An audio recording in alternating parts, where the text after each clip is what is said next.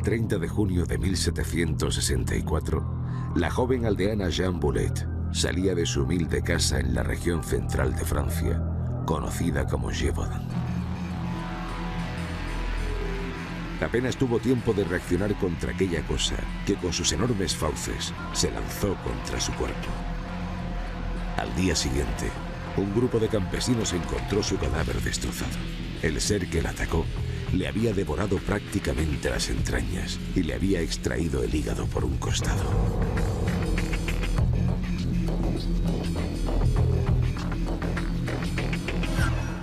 Entre 1764 y 1767, la llamada bestia de Gévaudan mató a más de 100 personas en la amplia región de Auvernia y dejó casi el doble de lisiados.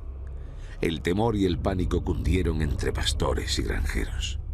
En algunos casos, las víctimas aparecían brutalmente decapitadas o partidas por la mitad, mostrando la fuerza y violencia salvaje de las potentes mandíbulas de un enigmático agresor, a quienes algunos identificaron como un lobo de dimensiones descomunales. El lobo así, grande, con una mandíbula tan grande, tú sabes, has visto que tiene una fuerza de 170 kilos, ¿eh?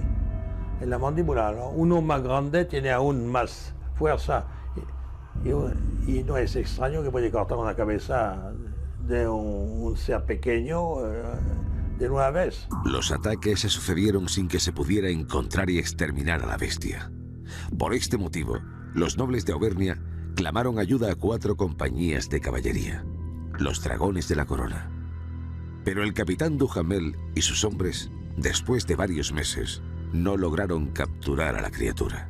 Siempre acudían tarde al lugar de los sucesos, cuando la víctima ya había sido devorada. Pronto, cuando empezaron a suceder los primeros crímenes, los sacerdotes empezaron a llamar a las gentes desde el púlpito para decirles que era el mismísimo demonio que se había manifestado en forma de bestia contra las formas lascivas de las mujeres en aquella época. Estamos hablando ya de la Francia del siglo XVIII. Sin embargo, es curioso porque la bestia, fuera lo que fuera, atacaba a campesinas y no a jóvenes nobles, que eran las que se arreglaban y las que supuestamente estaban en el punto de mira de esa conciencia religiosa.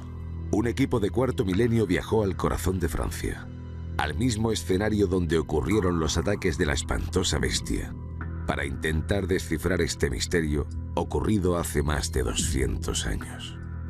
El lobo no podía ser responsable de estos crímenes. Era evidente que si entonces el cadáver de un niño no era descubierto rápidamente, nadie podía impedir que el lobo se le acercara y lo devorara, aunque fuera parcialmente. Pero ¿es habitual que los lobos ataquen al hombre? El lobo puede ser muy curioso de cara a nosotros, pero en ningún caso agresivo con el hombre, tan solo curioso, ya sea en Italia, en España, en Portugal o en América del Norte. Casi siempre el lobo huye del hombre. No se puede decir que vaya a descuartizarlo, pero él suele ser desconfiado y por eso es frecuente que lo cacen, que lo persigan. Una descripción de la época ofrecida por un testigo directo, Jacques Denis, describía a la bestia de la siguiente manera. Ante todo, muy diferente de cualquier lobo. Tenía el lomo rayado, con una larga línea negra que iba del cuello hasta la cola, y su pelaje parecía rojizo. Juraría que tenía el morro afilado, la cola muy larga y fuerte, mientras que sus fauces eran desmesuradas, contundentes y punzantes. La rumorología popular acabó acusando a los cíngaros de crear una bestia en cautiverio en uno de sus circos, a la que embrujaron y soltaron para generar terror. Había un autor que le gustaba la hipótesis de que la bestia era un tigrón, una mezcla de tigre y león, pero la cuestión es que en la naturaleza no se encuentra el tigrón, tan solo en los parques zoológicos o a donde el hombre reúne a estos dos felinos. ¿Qué diablos era realmente aquella criatura? ¿Por qué tenía una fuerza sobrenatural y ansia por matar a seres humanos? Había un ser humano dirigiendo sus ataques. En la Francia profunda del siglo XVIII se creía en la existencia de una especie de hombre lobo, el llamado loup-garou. Era considerado el resultado del pacto que un brujo hacía con el diablo para lograr la invulnerabilidad y disponer del don de la ubicuidad. Pero la Iglesia decía que había sido Dios quien había enviado a la bestia para atacar una región llena de pecados y de conversos al protestantismo. La primera víctima de la bestia que está registrada fue Jeanne Boulet, una niña de 14 años a la que la bestia desangró y que, según el acta de fallecimiento que se conserva de la misma, no se le administraron los últimos sacramentos porque la Iglesia pensaba que había sido asesinada por un monstruo de origen diabólico. En el verano de 1764, la bestia de Gévaudan mató a 2 niñas de 15 y 12 años y otros 2 niños de la misma edad, al igual que una mujer de 36 años. Curiosamente, los ataques de la bestia parecían orientados hacia un grupo determinado de personas. Atacaba siempre a gente joven y niños y todo esto. Entonces, según la investigación que hemos hecho y mi hijo, seguramente había hombres varios, porque a tanta distancia no podía ser el mismo hombre. A veces en un mismo día, varios ataques sucedían separados por distancias de hasta 100 kilómetros. Lo cierto es que algunos testigos describieron a la bestia caminando en ocasiones sobre 2 patas para vadear algunos ríos.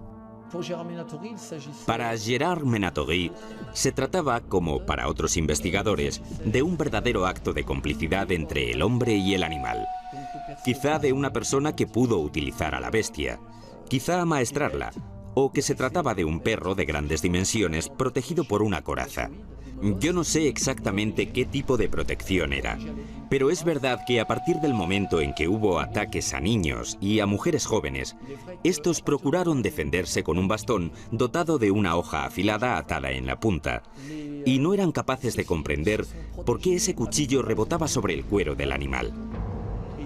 Si esta espantosa hipótesis fuera correcta, ¿quién era el oscuro ser humano que usaba una bestia adiestrada para matar a sus propios vecinos?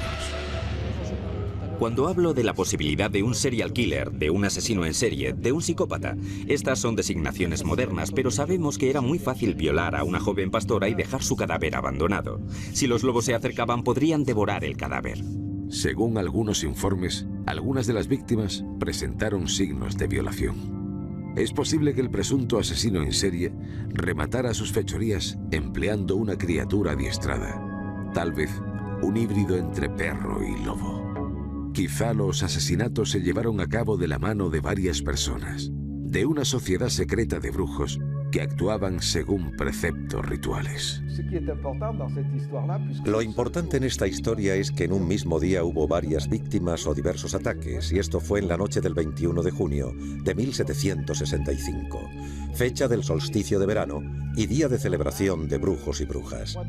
Según mi hipótesis, pues yo trabajo principalmente sobre la mentalidad de la gente de la región, cuando se habla del lobo o de la bestia, se piensa en el loup-garou, en el diablo, y el diablo es el brujo que se disfraza de lobo, y el 21 de junio sabemos que era una jornada característica desde el punto de vista satánico. En varios libros muy antiguos se menciona que la bestia era un león, una hiena u otra fiera traída de África y adiestrada para matar por un joven brujo llamado Antoine Chastel. En el Mont Mouchet parece haberse detenido el tiempo. Allí se refugió aquel animal durante muchos meses, hasta que se le apareció un intrépido cazador llamado Jean Chastel. Fue a una iglesia de la localidad y le pidió al sacerdote que bendijese una bala que llevaba de plata y que había obtenido de fundir unas medallitas de la Virgen. Entonces se encomendó a la Virgen de la iglesia y, mientras leía unas letanías en el bosque, se encontró de frente con la bestia y disparó esa bala de plata que acabó con la vida del supuesto monstruo. Jean Chastel había actuado como si lo hiciera contra un hombre lobo, y por eso algunos atribuyeron su éxito en dar muerte a la bestia. Algunas crónicas señalaban al animal como un cánido deforme y descomunal. Y cuando llegó a Versalles, a la corte del rey Luis XV, ya era una masa amorfa y putrefacta. Su esqueleto fue donado al Museo de Ciencias Naturales de París, pero se perdió definitivamente tras un incendio provocado por una rebelión popular en 1830. Así ardieron para siempre los restos que hoy nos hubieran dado la respuesta para conocer el origen de la terrible bestia de Gévaudan.